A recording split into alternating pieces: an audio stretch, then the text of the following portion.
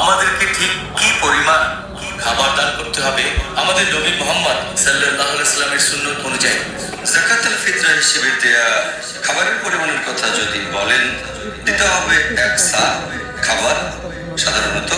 আর ইবনে খুজাইমার একটা হাদিস বলছে, হাদিস নাম্বার 2417, যে ইবনে আব্বাস রাদিয়াল্লাহু আনহু বলেছেন যে রমজান মাসে সাদকা মানে যাকাতুল ফিতরা হচ্ছে এক সা।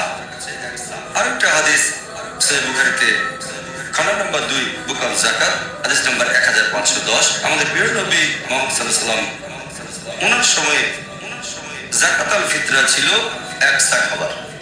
আরো একটা হাদিস আছে সহিহ বুখারীতে খণ্ড নম্বর 2 বুক অফ যাকাত হাদিস নাম্বার 1503, ইবনে ওমর রাদিয়াল্লাহু আনহু বলেছেন যে আল্লাহর রাসূল নির্দেশ দিয়েছেন এক সা খেজুর বা এক সা বার্লি দিতে যাকাতুল ফিতর হিসেবে। তাহলে সব হাদিসই বলছে দিতে হবে এক সা খাবার, হতে পারে খেজুর, বার্লি, কিশমিশ, জব ইত্যাদি। এছাড়া আরো একটা হাদিস আছে সুনান আবু দাউদের খণ্ড নম্বর 2 হাদিস নাম্বার 3334, আমাদের প্রিয় নবী মুহাম্মদ সাল্লাল্লাহু আলাইহি ওয়াসাল্লাম বলেছেন যে এখানে ওজন হবে মক্কায় প্রচলিত ওজন অনুযায়ী, আর পরিমাণ হবে মদিনায় প্রচলিত পরিমাণ অনুযায়ী।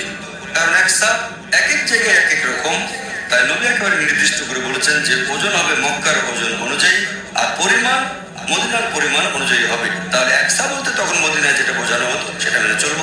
আমাদের নবীর আমলে মদিনায় এক সা খাবার বলতে যেটা বোঝানো হতো সেটা হলো 4 মুঠো, 2 হাত যদি এভাবে রাখেন আর এরকম 4 মুঠো খাবার সমান এক সা, এটাই সঠিক পরিমাণ। আর ওজনের ব্যাপারে বিশেষজ্ঞগণ বলেন হবে আনুমানিক 3 কেজি আনুমানিক।